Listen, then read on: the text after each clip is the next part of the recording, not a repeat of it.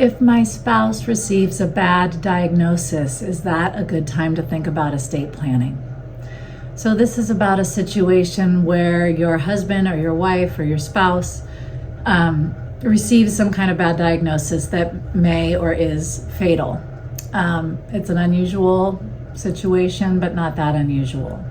And when that happens, it's not a time that you want to be thinking about estate planning or making documents or doing that sort of thing. But you can make your life so much easier by doing that. There are a number of documents that you want to make sure that you have in place if you're heading into a time where you may be losing your loved one. And those things include a power of attorney. A power of attorney is used to handle financial affairs for somebody else while they're still alive, but they're unable to handle them on their own.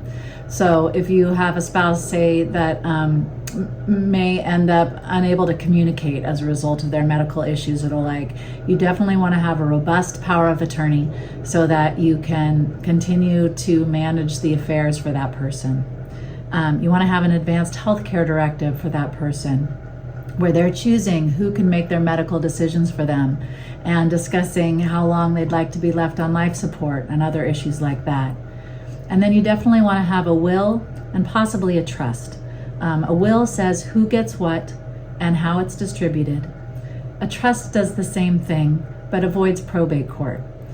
Probate court may not be that big of an issue if you're dealing with a spouse who's passing away, but it's always a bigger issue than if you have a trust, which holds your assets and allows you to pass your assets privately without going through probate.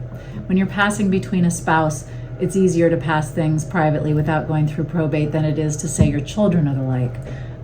But a trust does make things simpler. So in any event, if your spouse is heading into a time where there may be poor outcomes, then it's really important to make sure that you have a power of attorney, advanced healthcare directive, ideally a HIPAA release, which we didn't talk about, but it's another document that would be good to have, and a will, and maybe a trust.